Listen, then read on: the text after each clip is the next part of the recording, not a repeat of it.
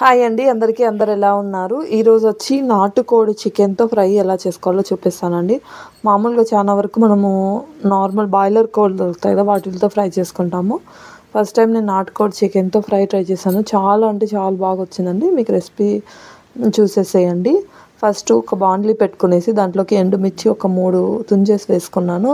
తర్వాత మిరియాలు, చెక్క, మనకి బిర్యానీ ఆకుతో పాటు కొంచెం సామాన్లు ఇస్తారు కదా, నల్లది మరాఠీ మొగ్గ, అది వేసేసుకొనేసి మంచిగా వేయించేసుకోవాలి. దీనికి ఆయిల్ అవసరం లేదు, ఉత్త నార్మల్ ప్యాన్లో ఆయిల్ ఏం లేకుండా వేయించేసుకోవాలి. దీంతోపాటు ఎండు కొబ్బరి ఉంటుంది కదా, ఆ ఎండు కొబ్బరి కూడా కొంచెం తీసేసుకొని వేయించుకుంటున్నాను. ఇది వచ్చి నేను ఆల్మోస్ట్ 1 kgకి వేసుకుంటున్నాను.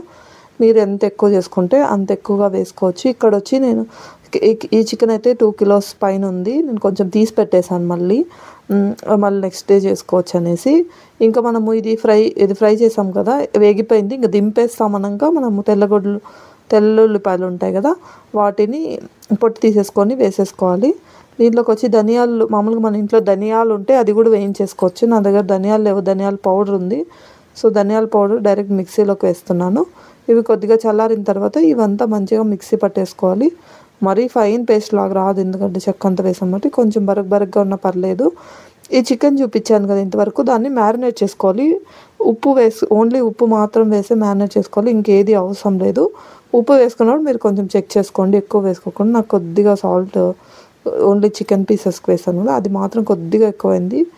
టేస్ట్ అయితే మళ్ళీ అంతా చేసిన తర్వాత చాలా బాగా అనిపించింది. మీరు కొంచెం సాల్ట్ వేసుకొని మ్యారినేట్ చేసుకున్నప్పుడు కొద్దిగా తక్కువ వేసుకోండి, మీకు ఎంత సరిపోతుంది అంటే అంత.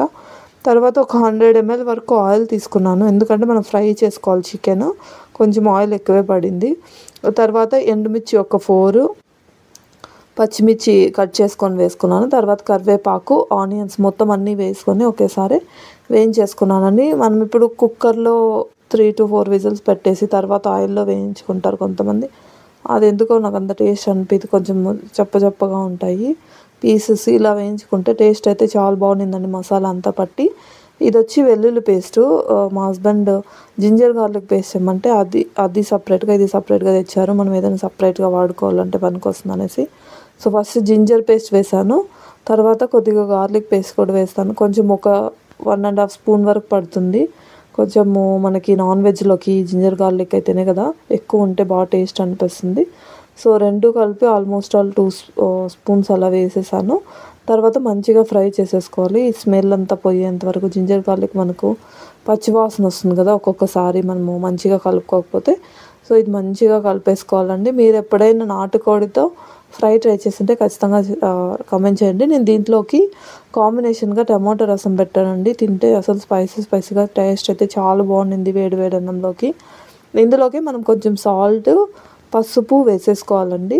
వేసేసుకొని దీంతో పాటు మనం వేగుతున్నప్పుడే అలానే వేయించేసుకోవాలి. ధనియాల పొడి ఒక 2 స్పూన్స్ అంత 2 టేబుల్ స్పూన్ అంత వేసాను, ఎందుకంటే ఆల్రెడీ మనం మిక్సీ చేసినప్పుడు కొంచెం ధనియాల పొడి వేసాం కదా, అంత ఎక్కువ అవసరం లేదు. ఒక 2.5 స్పూన్ అంతా కారం వేసుకున్నాను. ఆల్రెడీ మిర్చీస్ ఉన్నాయి కదా, మీరు కారం ఎక్కువ తినాలనుకుంటే ఇంకా కొంచెం కారం వేసుకోవచ్చు. సో కింద అడుగు అంటుంది చిన్నగా అనేసి నేను కొంచెం అలా గీకుతున్నట్టు కలుపుతున్నానండి. సో ఇది మంచిగా వేగాలి. ధనియాల పొడి అవంతా కొంచెం మంచిగా వేగితే కొంచెం టేస్ట్ బాగా వస్తాయి. తర్వాత ఇది వేగేసిందండి. దీంట్లోకి మనము మ్యారినేట్ చేసి పెట్టుకున్నాం కదా ఉప్పులో, ఆ చికెన్ వేసేసుకోవాలి. ఆల్మోస్ట్ ఒక 1 kilo అంత చికెన్ వేసుకున్నాను. మిగతా అంతా ఫ్రిడ్జ్లో స్టోర్ చేసుకున్నాను. ఇలా వేసేసుకొని మంచిగా కలిపేసుకోవాలండి. ఇది ఒక 10 minutes వరకు ఆయిల్లో వేయించాలి. ఆయిల్ ఉంది కదా మనకు కొద్దిగా ఇంకా దీంట్లో. సో ఆయిల్లో ఒక 10 minutes వేయించుకుంటే ఫస్ట్లో టేస్ట్ అయితే బాగా వస్తుందండి. మీరు ఆయిల్ ఇంకా లేదు సరిపోయింది అనుకుంటే వెంటనే ఇమీడియట్గా వాటర్ పోసుకోవచ్చు. నేను ఇది ఆయిల్ కొంచెం ఇంకిపోయేంత వరకు ఒక 10 minutes వరకు ఫ్రై చేసుకొని తర్వాత ఒక గ్లాస్, మనకి ఇంట్లో గ్లాస్ ఉంటుంది పెద్ద గ్లాసు, దాంతో ఒక 4 to 5 glasses ఆఫ్ వాటర్ పోసుకున్నాను. ఎందుకంటే మనకు నాటుకోడి కొంచెం లేట్గా ఉడుకుతుంది కదా, కొంచెం వాటర్ కూడా ఎక్కువ పడుతుంది. మనకు మంచిగా ఉడకాలంటే పచ్చిగా లేకుండా. నేను ఆల్మోస్ట్ ఒక 4 to 5 glasses వాటర్ వేసుకొని దగ్గర విత్ ఆయిల్తో కూడా టైం చూస్తే ఒక 50 minutes వరకు ఉడికించుకున్నానండి. మనము కుక్కర్లో పెట్టేస్తే ఈజీగా ఒక 3-4 విజిల్స్కి అయిపోతుంది. ఇది మనం బయట నార్మల్గా చేస్తున్నాం కాబట్టి 45 to 50 మినిట్స్ వరకు నేను మంచిగా ఉడకబెట్టుకున్నాను. ఇది ఆల్మోస్ట్ ఆల్ వాటర్ అంతా ఇమిరిపోయిందండి.